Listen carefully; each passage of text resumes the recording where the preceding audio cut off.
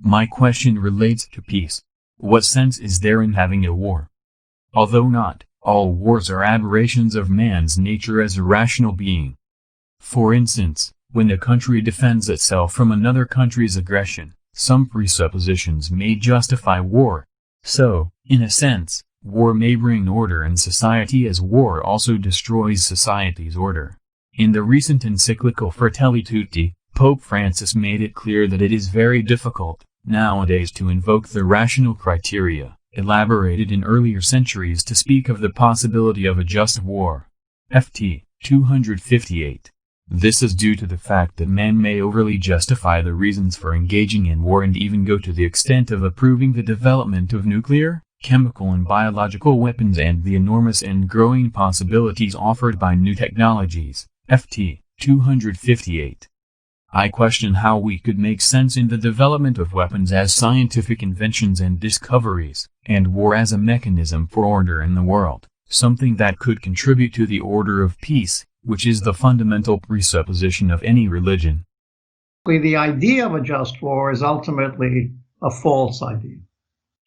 That the best you can say is that you may have necessary wars.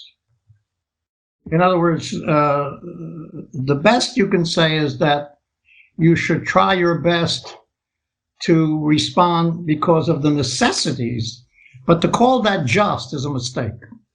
Because if you follow what the provisions of the agreement, and all of the various treaties, that a just war is a war where only the combatants are killed and none of the civilians, that's totally incomprehensible and impossible. And even the Second World War, which I guess is about as much a just war as one can claim, because certainly if Hitler would have won, it would have been a total disaster, not just to Jews, but Europe would have been a slave entity. It would have been a disaster, okay? But even that, you had the saturation bombing of Dresden. You had 40 cities, including Tokyo, totally demolished. You had Hiroshima and Nagasaki, where in a matter of hours, you had hundreds of thousands of people were totally destroyed. There's no way that you can call that a just war. Hermann Cohen put it very well when he says, war is the symbol of a false humanity. In other words, what it does is it negates the very concept of humanity. And therefore, all you can say is that the war should not be unjust. In other words, you should strive as much as possible to bring about peace. And it may be necessary to engage in war to do it. But the reality is that once you start that war, there's going to be all kinds of consequences that no one anticipated, for the simple reason, just as it is in life, we're not in control of all, we don't know all of the variables. We certainly don't know all of the variables in war. We don't have control of all of the variables. And we're always going to have unanticipated consequences. And so it gets out of hand. And you find that you're on track in an area which you may not be able to reverse, and the consequences can be totally destructive. And what makes it even worse is that you end up lying in order to justify. And here I'm in complete agreement with what the Pope has said in this Fratelli Tutti, because what he's basically saying is that our main loyalty cannot be to ourselves, to our tribe, to our family, to our nation, to our region, even to our religion. Our main loyalty has to be to humanity. Now, why is that an important thing? Because in my talk, what I tried to say, and Jim, you know that because I've spoken about this numerous times. Yeah. Without monotheism, you can't get the idea of humanity. It was monotheism that gave the world the idea of humanity. Humanity did not come from ethics. The idea, for example, that they should beat their swords into plowshares and spears into pruning hooks, that nation shall not lift up sword against nation, nor be accustomed or habituated to war anymore, they came out of monotheism. Because it was monotheism that began with the idea that all human beings are reflections and representatives of the divine, which is really what the text says in Genesis.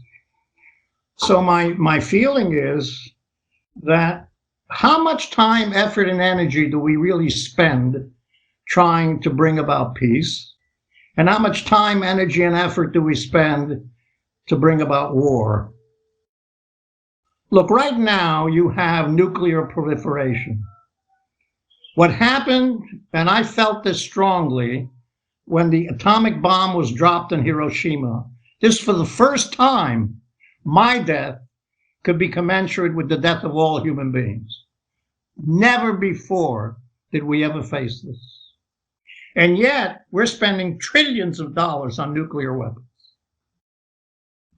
And I don't see people doing their best to say, wait a minute, this is the wrong way.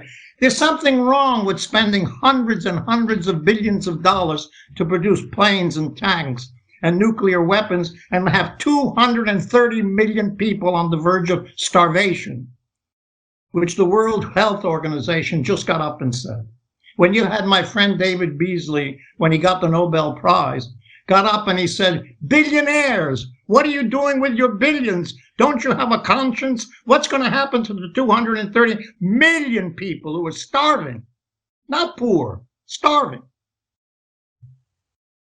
So there's something wrong here, and I consider all of us responsible. Most of all, those governments that are rooted in profit so that they can make as much money as they can. And here, you don't have much of a difference between the Republicans and the Democrats. The Democrats, on the whole, there isn't a weapons bill that they had any objections to. And here, the churches and synagogues and the religious community has failed. And here the Pope is right. Our main and chief interest should be peace. You know, I think that